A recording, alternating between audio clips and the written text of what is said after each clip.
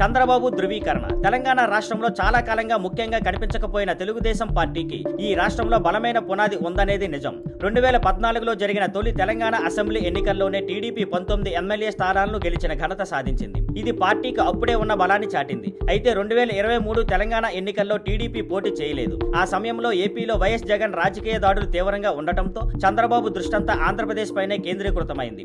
ఇప్పుడు టీడీపీ మళ్లీ ఆంధ్రప్రదేశ్లో అధికారంలోకి వచ్చి చంద్రబాబు సీఎంగా బాధ్యతలు చేపట్టడంతో తెలంగాణలో పార్టీ మళ్లీ యాక్టివ్ అవుతుంది. తాజాగా ఒక పాడ్కాస్ట్ ఇంటర్వ్యూలో చంద్రబాబు స్వయంగా తెలిపారు, వచ్చే తెలంగాణ ఎన్నికల్లో టీడీపీ తప్పకుండా పోటీ చేస్తుంది అని. తెలుగుదేశం పార్టీ తెలంగాణ నేలపై జన్మించింది. మా పార్టీ హైదరాబాద్లోని ఎమ్మెల్యే క్వార్టర్స్ లో ప్రారంభమైంది. తెలుగు వాళ్ళ కోసం వారు ఎక్కడ ఉన్నా టీడీపీ నిలబడుతుంది. రాబోయే తెలంగాణ ఎన్నికల్లో టీడీపీ తప్పకుండా పోటీ చేస్తుంది అని చంద్రబాబు స్పష్టం చేశారు. అయితే ఈ ప్రకటనతో పాటు కొన్ని ముఖ్యమైన విషయాలు గుర్తుంచుకోవాలి. తెలంగాణలో పార్టీని బలంగా నడిపించే శక్తివంతమైన అధ్యక్షుడు అవసరం. ఆంధ్రాలో బీజేపీ జనసేనతో కలిసి ఉన్న టీడీపీ తెలంగాణలో కూడా అదే ఎన్డీఏ అలయన్స్ కొనసాగిస్తుందా లేదా టీడీపీ ఒంటరిగా పోటీ చేస్తుందా అన్నదే ఇప్పుడు ప్రశ్న. చంద్రబాబు చేసిన ఈ ప్రకటన చూస్తే టీడీపీ రాబోయే కాలంలో తెలంగాణపై దృష్టి పెట్టనుందని స్పష్టమవుతుంది. ఇది రాష్ట్ర రాజకీయాల్లో పెద్ద మార్పుకు దారి తీసే అవకాశం ఉంది. ఎందుకంటే ఇది బహుపార్టీ పోటీకి రూపం తీసుకునే అవకాశం ఉన్న రాజకీయ సమరం కావచ్చు.